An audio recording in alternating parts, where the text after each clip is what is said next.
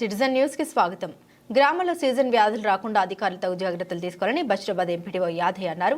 వికారాబాద్ జిల్లా బషీరాబాద్ మండల కేంద్రంలోని ఈజీఎస్ కార్యాలయంలో శుక్రవారం పంచాయతీ కార్యదర్శులు ఉపాధి హామీ సిబ్బందితో సమీక్షా సమావేశం నిర్వహించారు. ఈ సందర్భంగా ఆయన మాట్లాడారు.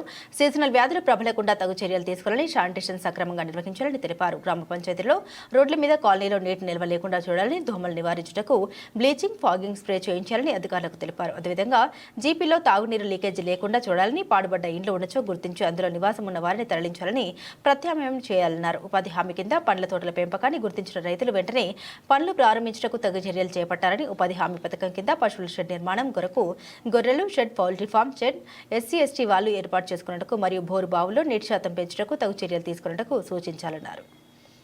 గ్రామ సభలు తప్పనిసరిగా షెడ్యూల్ ప్రకారం నిర్వహించాలన్నారు. వాన మహోత్సవంలో భాగంగా మొక్కలు నాటాలని ఆయన పేర్కొన్నారు. బషీరాబాద్ మండల ప్రజలు ఏ సమస్యలు ఉన్నా తన దృష్టికి తీసుకురావాలని ఆయన అధికారులకు సూచించారు. ఈ సమావేశంలో పంచాయతీ కార్యదర్శులు, ఉపాధి హామీ సిబ్బంది తదితరులు పాల్గొన్నారు.